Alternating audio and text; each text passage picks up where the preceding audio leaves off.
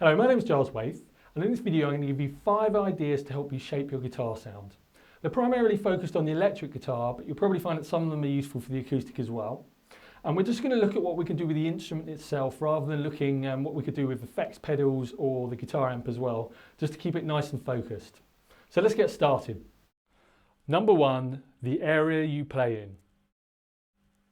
So there can be a tendency to just get stuck playing in one area on the guitar, kind of between the 2 pickups here.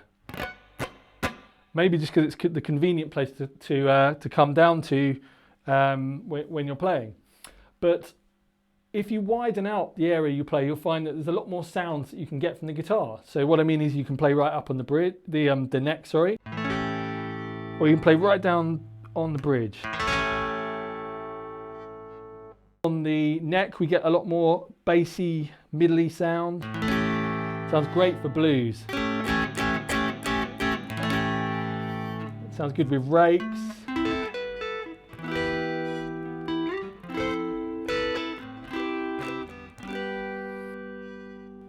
And the opposite, playing right on the bridge, you can get a very trebly, almost percussive sound. Let's Play That Funky Music by James Brown. You can hear it's very, very trebly.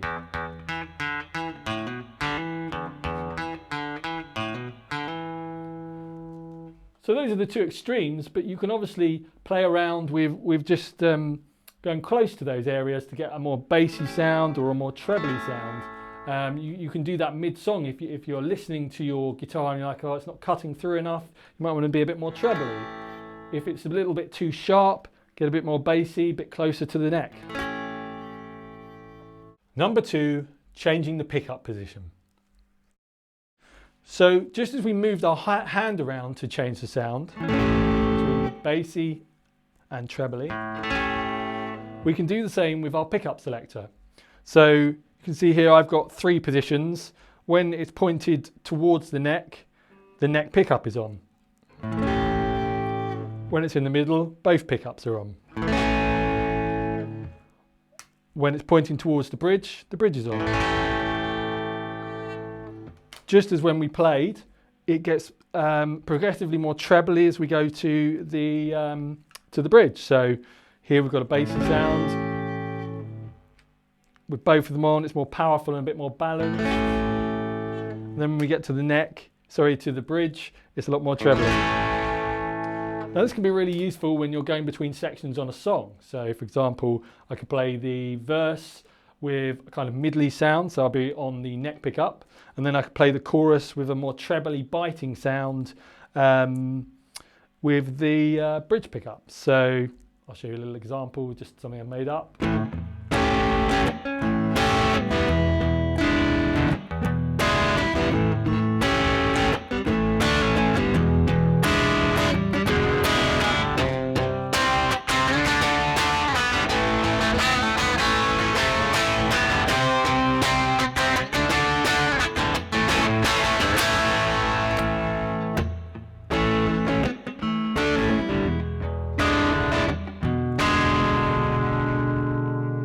You can do the same with a lead, so you can have a very middly section and then to get some more bite, swap the pickup over. So I'm on the very middly neck pickup to start with.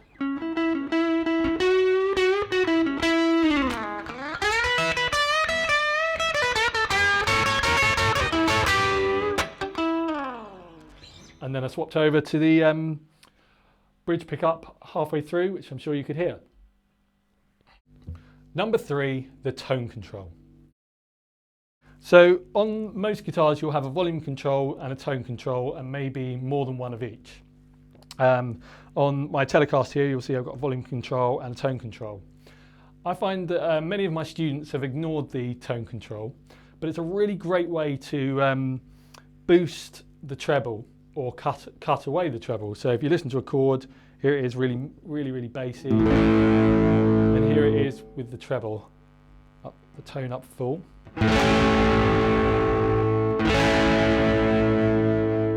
So it's a very different sound. That's quite an extreme change, but just making small adjustments on that can really help refine your sound when you're playing. And when you're playing with a band, you can listen to your sound and just maybe hear you're not cutting through enough, and just boost it a little bit, or if you're cutting through too much, just cut it a little bit.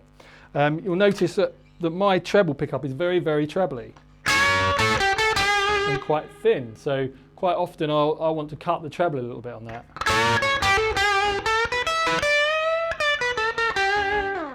So you'll find that a lot of great guitarists have used a combination of the pickup selector and the tone control to create some really interesting sounds. But Eric Clapton went a stage further when he actually named the combination. He called it woman tone.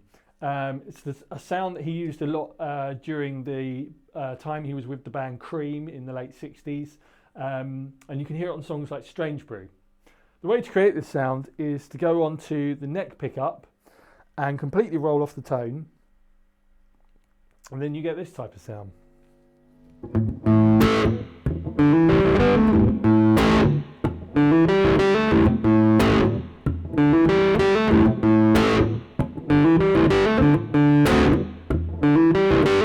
Also works really well on the lead.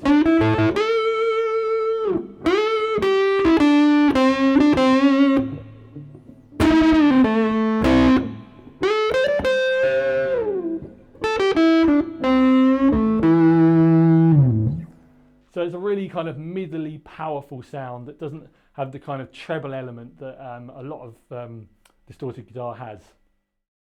Number 4, the volume control. So this one depends a little bit on the type of guitar you've got. Some guitars, when you move the volume control, it just literally gets louder and quieter, and you won't really hear much difference in the sound when you do that. On guitars like my Telecaster here, when you boost the volume on the guitar, you'll hear that it gets more distorted. So here it is at full volume.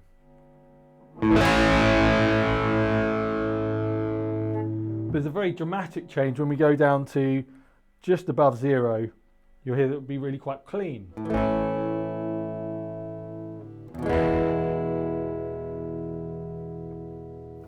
Now this is really useful when going between sections in a song, or even during a section you want to give it a little bit of a boost to fatten the sound up, but you don't want to go all out and click an effects pedal on or change the amp at all. And it's also really useful in lead guitar parts. So I'll just show you a difference between two sections of chord work. Nice and clean on the verse, then distorted on the chorus.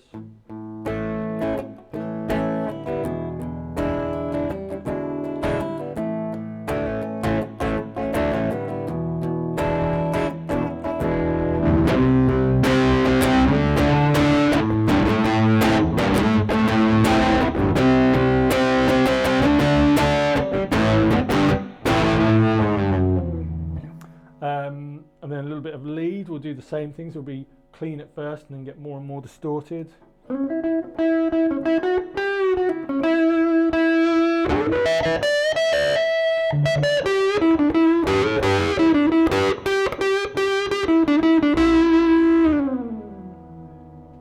it really adds a lot of subtlety to your playing, and you'll see some good guitarists are changing their volume control and their tone control throughout songs, giving it a really nice level of subtlety throughout.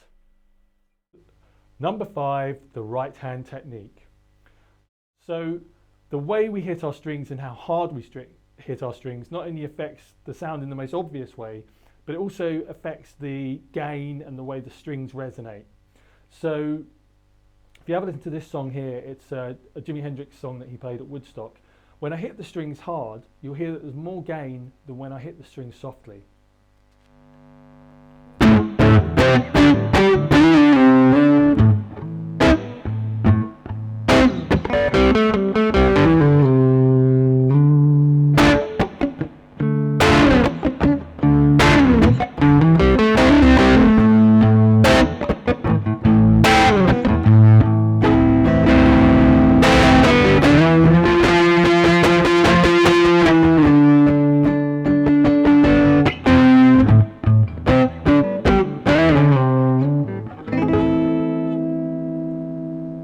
So it allows me to manipulate the sound of it. So when I want the more dramatic, heavier sound, I can get more distortion as well. When I want it to be clean and open, I can get a cleaner sound by playing more softly. The other thing to look at is how you actually hit the strings themselves. When you push through the strings, you probably hear that there's a slightly deader sound. They don't resonate as freely.